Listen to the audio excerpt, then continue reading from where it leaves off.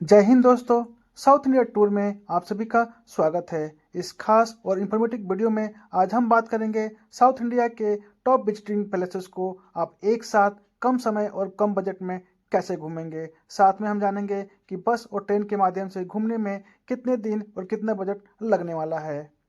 South India tour में जिन जगहों को हम कवर करने वाले हैं उनमें से पहला है मल्लिकार्जुन ज्योतिर्लिंग, दूसरा तिरुपति बालाजी, तीसरा है मदुरई में मीनाक्षी माता मंदिर, चौथा रामेश्वरम धाम, पांचवा कन्याकुमारी और छठा और आखिरी पद्मनाभन स्वामी मंदिर है। तो चलिए वीडियो को स्टार्ट करते हैं। चैनल पे अगर आप नए हो तो चैनल को जरूर सब्सक्राइब कर लें और वीडियो में इंफॉर्मेशन आपको अच्छी लगे तो वीडियो को लाइक शेयर एंड सब्सक्राइब करना बिल्कुल ना भूलें। वैसे तो आप यात्रा की शुरुआत कहीं से भी कर सकते हैं, लेकिन अगर आप नई दिल्ली से करते हैं सबसे पहले आपको आना होगा हैदराबाद। वहां से मल्लिकार्जुन ज्योतिर्लिंग दर्शन करने के बाद तिरुपति, मदुरई, रामेश्वरम होते हुए कन्याकुमारी और फिर पटना और स्वामी जी के दर्शन करने के बाद वापस दिल्ली को जा सकते हैं। साउथ इंडिया टूर का पहला विजिटिंग पॉइंट है मल्लिकार्जुन ज्योतिर्लिंग। मल्लिकार्जुन ज्योतिर्लिंग वन ऑफ द ज्योतिर्लिंग और शक्तिपीठों में से एक है और यह हैदराबाद के श्रीशैलम नामक पर्वत पे पड़ता है। मल्लिकार्जुन का मतलब होता है लॉर्ड शिव और माता पार्वती को समर्पित है और यहाँ पे घूमने लायक जगहों में से साक्षी गणपति स्वामी मंदिर, कृष्णा नदी, रिवर और डैम है। और यहाँ पे आने के लिए अक्टूबर से मार्च का मौसम काफ़ी बेस्ट होता है। एक दिन का समय यहाँ पे घूमने के लिए एनफ होता है। दोस्तों, श्रीशैलम जाने के लिए सबसे पहले आपको बाई ट्रेन हैदराबाद आना होगा। हैदराबाद में दो स्टेशन काचीगुड़ा और सिकंदराबाद है। दोनों के बीच की दूरी 10 किलोमीटर है। बाई ट्रेन दिल्ली से आते हैं तो स्लीपर का किराया 715 और एसी का किराया 1845 होगा। हैदराबाद से श्रीशैलम की दूरी 230 किलोमीटर है। काचीगुड़ा स्टेशन से श्रीशैलम 214 किलोमीटर और सिकंदराबाद से श्रीशैलम 225 किलोमीटर के आसपास है। काचीगुड़ा रेलवे स्टेशन से आपको जाना होगा महात्मा गांधी बस स्टैंड पे, जो कि वहां से 3 किलोमीटर की दूरी पे है। और Mahatma Gandhi bus stand Kacheguda station से 3 किलोमीटर और सिकंदराबाद स्टेशन से 10 किलोमीटर के आसपास है। और महात्मा गांधी बस स्टैंड से आपको 23 नंबर प्लेटफॉर्म से श्रीशैलम के लिए बसें मिलती है। बस का फेयर 400 से 500 होता है और ये डिपेंड करता है आप किस स्टेट की बस लेते हैं। बस की टाइमिंग सुबह के 5 बजे से शाम के 5 बजे तक होता है। रात में बसें बंद कर देते हैं क्योंकि ये घाट रोड से टाइगर सेफ जोन है। तो कोशिश करें कि आप 5 बजे से पहले बोर्ड कर लें। बस की जो टोटल जर्नी होती है 6 घंटे की होती है और एक स्टॉपेज में आपको श्रीशैलम पहुंचा देती है। श्रीशैलम पहुंचने के बाद आप श्रीशैलम देवस्थानम की जो वेबसाइट है वहां से ऑनलाइन रूम बुक कर सकते हैं या फिर ऑफलाइन भी सीआरओ ऑफिस जाकर आप बुक कर सकते हैं। वहां पे रूम आपको 600 से 1000 में बढ़िया से रूम मिल जाते हैं। आप चाहें तो बेलेमा सदन में भी जाकर रुक सकते हैं जहाँ पे 1000 रुपये में एसी रूम मिल जाता है और साथ में आपको लंच और डिनर भी फ्री में खाने को मिल जाता है। तो बात करें कि दिल्ली से श्रीशैलम तक दर्शन करने में कितने दिन लगे, तो पहले दिन दिल्ली से काचीगुड़ा आने में जर्नी में लग गया। दूसरे दिन महात्मा गांधी बस स्टैंड से बस लेकर हम शाम को श्रीशैलम पहुंचते हैं और तीसरे दिन आप श्रीशैलम पहुंच के आप वहां पर दर्शन करते हैं। और सेम डे आप सेकेंड हाफ में आप मार्कापुर बस स्टैंड से बस लेकर आप तिरुपति के लिए निकल जाते हैं। मार्कापुर श्रीशैलम से 80 किलोमीटर की दूरी पे है और बस का किराया आपको 100 रुपया पड़ता है। बस की जर्नी लगभग 3 घंटे की होती है। अब हम बात करते हैं टोटल बजट की। तो दिल्ली से हैदराबाद स्लीपर से आते हैं बाई ट्रेन तो 715 और बस स्टेशन तक जाने में आपको महात्मा गांधी 100 रुपये ऑटो से, महात्मा गांधी से जो बस मिलेगी श्रीशैलम के लिए वो 500 लग जाएंगे। और श्रीशैलम में रूम लेने में 1000 रुपये मैक्सिमम आपको खर्च करने पड़ सकते हैं। श्रीशैलम में बाकी जगहों को घूमने में आपको 300 बाई ऑटो पे करना पड़ सकता है। श्रीशैलम से मार्कापुर बाई बस आते हैं तो 100 रुपीज़ पर पर्सन देना होगा। और मार्कापुर बस स्टैंड से रेलवे स्टेशन जाने में आपको 150 रुपीज़ और लंच और डिनर करने में आपको 500। वैसे बेलेमा सदन में लंच और डिनर फ्री में मिल गया था तो बाकी जो बाहर में खाने में हमें 500 रुपये पे करना पड़ गया था। तो टोटल जो यहाँ पे खर्च हमें पड़ा था वो है 3365 रुपये के आसपास। और इसमें कोई भी स्पेशल एंट्री टिकट या प्रसाद या फिर अलग से जो खर्च था कुछ भी इंक्लूड नहीं है। तीसरे दिन आपको श्रीशैलम में दर्शन करने के बाद सबसे पहले आना होगा मार्कापुर बस स्टैंड और वहां से जाना होगा मार्कापुर रेलवे स्टेशन। दोनों के बीच की दूरी 7 किलोमीटर है और वहां आप आसानी से बाई ऑटो 200 रुपये मैक्सिमम पे करके जा सकते हैं। और मार्कापुर से अगर हम बात करें तिरुपति की दूरी तो लगभग 216 किलोमीटर के आसपास है। और यहाँ से जाने के लिए आपको डेली ट्रेन चलती है गुंटूर ताप्ती एक्सप्रेस, जो कि 6 बज के 40 मिनट पर शाम को मिलती है और तिरुपति में 4 बज के 5 मिनट पर ड्रॉप कर देती है अर्ली मॉर्निंग। स्लीपर किराया 275 रुपया, थर्ड एसी का 715 रुपया है। आप चाहें तो बस के माध्यम से भी जा सकते हैं। बस की जर्नी लगभग 12 घंटे की होती है और फेयर आपको 800 से 1000 रुपये के आसपास लगने वाला है। तो चौथे दिन आपको अर्ली मॉर्निंग में तिरुपति बालाजी पहुंच जाते हैं।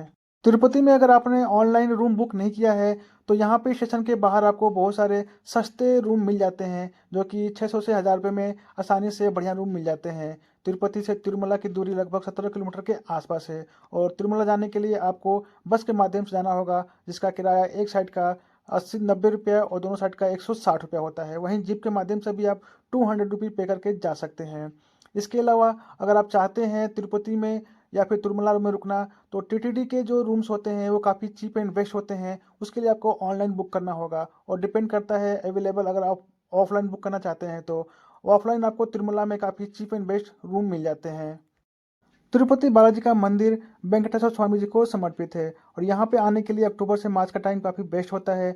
जुलाई से सितंबर में क्राउड कम होता है और यहाँ पे 2 दिन का टाइम आपके लिए लेकर आना होगा।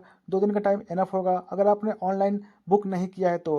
वैसे आप 300 की ऑनलाइन टिकट टोकन बुक करके भी आ सकते हैं। उस केस में 1 दिन का टाइम भी आपके लिए इनफ रहने वाला है। और यहाँ पे फ्री दर्शन करने में आपको 10 से 15 घंटे लग जाते हैं, तो 2 दिन का टाइम आप जरूर लेके आएँ। यहाँ पे एसएसटी यानी स्लॉट सर्व दर्शन के टिकट भी बुक कर सकते हैं, जिसमें आपको दर्शन करने में लगभग 4 से 8 घंटे लग जाते हैं और उसके लिए आपको 1 दिन पहले 4 बजे मॉर्निंग में विष्णु निवासन या श्रीनिवासन में जाकर आपको टोकन लेना होगा। यहाँ पे आप टीटीडी के रूम भी बुक कर सकते हैं, जो कि एसी और नॉन एसी दोनों होते हैं और ये काफ़ी चीप एंड बेस्ट होते हैं। ऑफलाइन के लिए आपको तिरुमला में जाना होगा और उसके अलावा भी अगर आपको नहीं है तो आप फ्री यात्री निवास में भी जाके रुक सकते हैं। बहुत सारे हॉल बने होते हैं और टीटीडी के जो भोजनालय होते हैं वहाँ पे तिरुमला में आपको फ्री खाना में भी मिल जाता है, तो यहाँ पे आपको रुकना और खाना भी आपको फ्री मिल जाता है।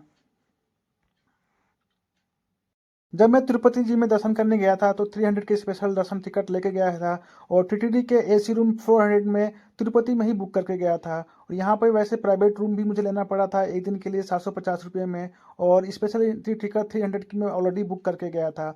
यहाँ पे मैंने 2 दिन का प्लान बना के गया था सेफर साइड। आप भी यहाँ पे 2 दिन का प्लान बना के जाएँ और जो एसएसडी या फिर जो ऑनलाइन जो या फिर रूम की जो बुकिंग होती है वो 7 दिन पहले ही टीटीडी की वेबसाइट पे ओपन हो जाती है। अब हम बात करें यहाँ पे बजट की, तो मार्कापुर से अगर बाई ट्रेन अगर आते हैं स्लीपर की बस है तो 275 रुपया आपका किराया पड़ेगा। तिरुपति से तिरुमला अप एंड डाउन करने में आपको 160 रुपये लग जाएंगे। 2 दिन 2 डेज स्टे में रूम का खर्च 750 और 400 लगे थे और यहाँ पे खाना तिरुमला में बिल्कुल ही फ्री है। 1 दिन तिरुपति में जब रुका था तो उसमें 400 रुपीज़ खर्च हुए थे, स्पेशल एंट्री टिकट में 300, एक्स्ट्रा कुछ 400, तो टोटल जो खर्च हुए थे 2685 रुपया, जिसमें प्रसाद वगैरह कुछ भी इंक्लूड नहीं था। अब चलते हैं छठे दिन, तीसरा पॉइंट मीनाक्षी माता मंदिर मदुरई।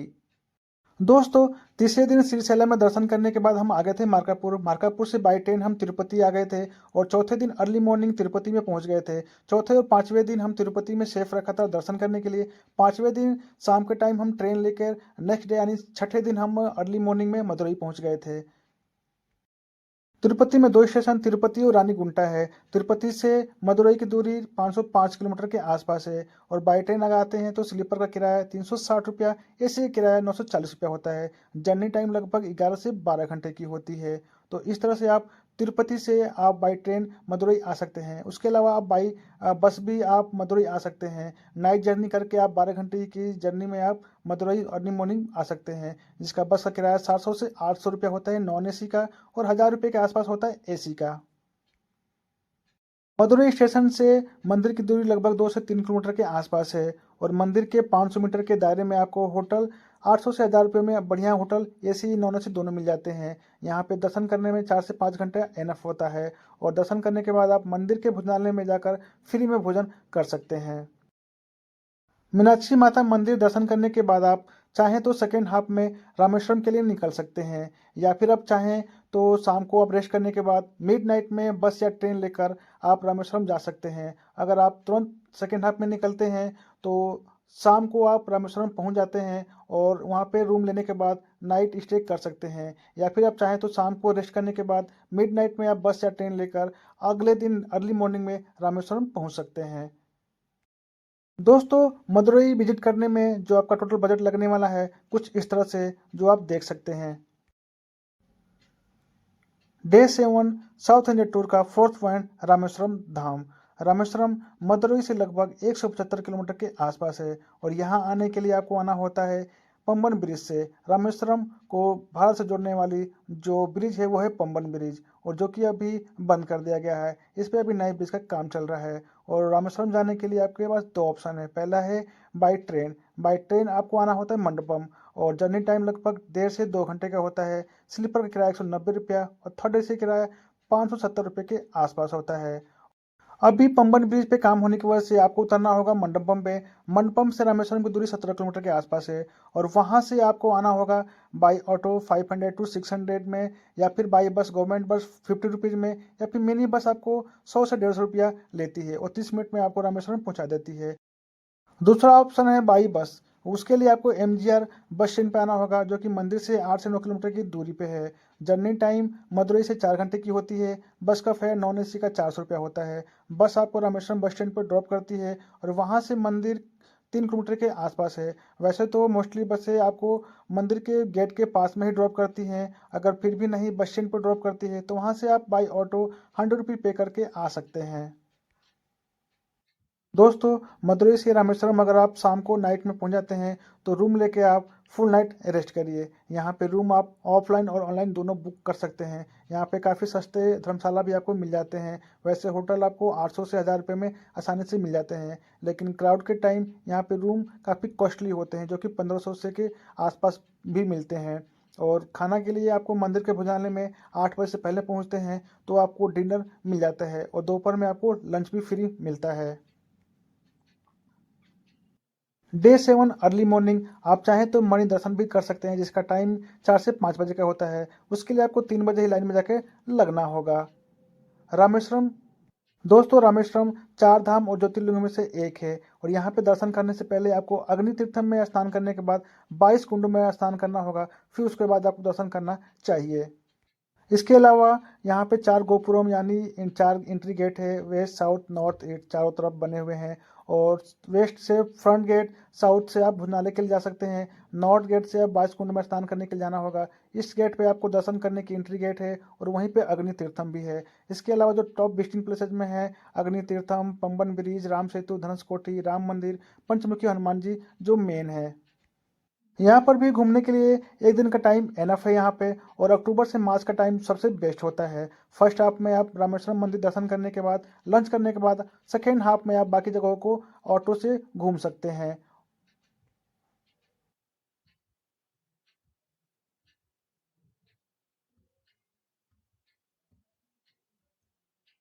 दोस्तों, बात करें रामेश्वरम में टोटल बजट की, तो मदुरई से मंडपम बाई ट्रेन स्लीपर से आते हैं तो 190 रुपया। मंडपम से रामेश्वरम बस से आते हैं तो 100 रुपया, और बस स्टैंड से मंदिर जाने और आने में 200 रुपीज़। और यहाँ पे रूम मैक्सिमम 1000 रुपये में आप लेके चल सकते हैं। और उसके अलावा यहाँ पे विजिटिंग प्लेसेस जो बाकी जगह है दूर दूर है घूमने में, आपको 1300 रुपया बाई ऑटो का लग सकता है। खाना यहाँ पे बिल्कुल फ्री आपको मिलेगा, फिर भी आप आउटसाइड जो चाहे वहाँ पे खा सकते हैं। खासतौर से इंडियन फूड यहाँ पे ज़्यादा मिलता है।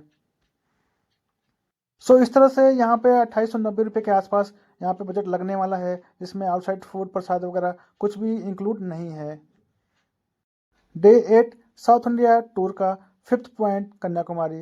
रामेश्वरम से कन्याकुमारी 175 किलोमीटर के आसपास है, और यहाँ आने के लिए आपके पास दो ऑप्शन है, बस और ट्रेन के माध्यम से आ सकते हैं। बस से आपको आना होगा मंडपम रेलवे स्टेशन, और वहाँ से आपको कन्याकुमारी बाई ट्रेन आ सकते हैं।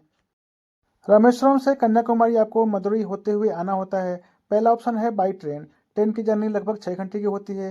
स्लीपर का किराया 280, थर्ड एसी किराया 670 रुपया होता है। और वहाँ से एक ट्रेन चलती है लगभग रात के 10 बजे, और अगले दिन आपको 4 बजे कन्याकुमारी पहुँचा देती है। कन्याकुमारी स्टेशन से कन्याकुमारी बीच 2 किलोमीटर के आसपास है। और दूसरा ऑप्शन होता है बस। बस की जर्नी लगभग 10 घंटे की होती है, और फेयर आपको 700 से 900 रुपये के आसपास पड़ता है। दोस्तों, अगर आप कन्याकुमारी अर्ली मॉर्निंग पहुंच जाते हैं तो आपके लिए सबसे बेस्ट रहेगा। और यहाँ पे बीच के आसपास आपको 1000 रुपये तो एसी रूम काफ़ी बढ़िया मिल जाते हैं। यहाँ पे सनराइज़ और सनसेट देखने लायक होता है, काफ़ी फेमस होता है। और कन्याकुमारी माता के दर्शन करने के बाद आप विवेकानंद मेमोरियल जा सकते हैं फेरी बोट से, जिसका चार्ज 75 रुपये होता है और वहाँ पे आपको टिकट 30 रुपीज़ का लेना होता है। फर्स्ट हाफ में आप कन्याकुमारी घूमने के बाद सेकेंड हाफ में पद्मावन स्वामी के लिए निकल सकते हैं। कोशिश करें कि आप स्पेशल एंट्री टिकट 300 का लेकर दर्शन करने के लिए जाएँ विवेकानंद मेमोरियल के लिए, क्योंकि यहाँ पे फेरी बोट के लिए काफ़ी लंबी लाइन लगी होती है, जिसमें काफ़ी टाइम वेस्ट होता है। बात करें अब हम बजट की। दोस्तों, कन्याकुमारी में वैसे तो सारा बजट नॉर्मल होता है, लेकिन अगर आप पीक टाइम या क्राउड के टाइम पे आते हैं तो होटल और आपके खाने में ज़्यादा खर्च लगने वाला है। और वैसे यहाँ पे घूमने में 2200 से 2300 रुपये बजट में पूरा कन्याकुमारी आप आराम से घूम सकते हैं। इस बात का आप अवश्य ध्यान रखें कि फेरी बोट के लिए अगर ज़्यादा क्राउड है, भीड़ है, तो 300 का स्पेशल एंट्री टिकट लेकर अपने टाइम को सेव करके अगर कहीं और जाने का प्लान बना रहे हैं तो आप कर सकते हैं। दोस्तों, अगर आप कन्याकुमारी घूमने के बाद सेम डे पद्मावन स्वामी जाने का प्लान बना रहे हैं तो सेकेंड हाफ में पद्मावन स्वामी के लिए जा सकते हैं। पद्मावन स्वामी के लिए कन्याकुमारी से बस और ट्रेन की सुविधा काफ़ी अच्छी है। कन्याकुमारी से पद्मावन स्वामी 90 किलोमीटर की दूरी पे है और 3 घंटे की जर्नी में आप पद्मावन स्वामी पहुंच जाते हैं। और सेम डे आप दर्शन करने के बाद आप चाहें तो नाइट स्टे कर सकते हैं और नेक्स्ट डे अर्ली मॉर्निंग अपने घर के लिए वापस निकल सकते हैं। दोस्तों, प्लान तो हमारा भी कुछ ऐसे ही था, लेकिन कन्याकुमारी में ज़्यादा टाइम लगने और थकने के कारण हमने पद्मावन स्वामी जाने का प्लान स्किप कर दिया। दोस्तों, पद्मावन स्वामी के साथ साथ अगर आप केरला को और भी एक्सप्लोर करना चाहते हैं तो अपने प्लान को 2 दिन के लिए और भी एक्सटेंड कर सकते हैं, या फिर केरला के लिए आप सेपरेट प्लान बना सकते हैं। अगर आपको वापस जाने के लिए पद्मावन स्वामी से अगर बाई ट्रेन की सुविधा नहीं मिलती है तो आप कन्याकुमारी या मदुरई से भी लेकर जा सकते हैं। दोस्तों, अब हम बात करते हैं कि इस पूरे टूर को कवर करने में कितने दिन का समय लगने वाला है। तो वैसे तो अगर आप इस प्लान के साथ अगर यात्रा करते हैं तो आपका मैक्सिमम 10 दिन में पूरा टूर कवर हो जाएगा। लेकिन अगर आप अपने फैमिली के साथ में हैं और बैक टू बैक फ्रिक्वेंटली सफ़र नहीं कर सकते तो आप रात में भी स्टे कर सकते हैं। इस तरह से आपका सफ़र 1-2 दिन एक्स्ट्रा हो सकता है। जैसे मेरा सफ़र 12 दिन का था, जिसमें मैं रामेश्वरम 2 दिन का टूर करके आया था। तो इस तरह से आप अपने प्लान को एक्सटेंड कर सकते हैं अपने हिसाब से। यहाँ पे देख सकते हैं आप, पहले दिन आपको ट्रैवल करने में हैदराबाद लग गया था। हैदराबाद से श्रीशैलम आते हैं, फिर श्रीशैलम से आप सेकेंड हाफ में तिरुपति के लिए निकलते हैं। तिरुपति में आपका 2 दिन का स्टे होता है और नेक्स्ट डे आप शाम को आप मदुरई के लिए निकल जाते हैं। इस तरह से आप अगर प्लान को आप देखेंगे तो आपका 10 दिन का टूर लगने वाला है। दोस्तों, बात करें अगर हम बजट की, तो वैसे तो जो बजट मैंने बताया है वो सिंगल पर्सन का है, लेकिन अगर आप फैमिली के साथ ट्रैवल कर रहे हैं तो उसमें जो भी चीज़ें शेयर हो सकती है उसको अपने बजट से कैलकुलेट ना करें, उसको एक्सक्लूड कर दें। और जो भी आपका एक्स्ट्रा खर्च वगैरह होता है उसको आप इसमें ऐड करके अपने टोटल बजट को कैलकुलेट कर सकते हैं। सो दोस्तों, फाइनली वीडियो में बस इतना ही। आशा करता हूँ कि वीडियो में सारी इन्फॉर्मेशन आपको अच्छी लगी हो, तो वीडियो को लाइक, शेयर और सब्सक्राइब करना बिल्कुल ना भूलें। मिलते हैं अगले वीडियो में, तब तक के लिए थैंक यू so much।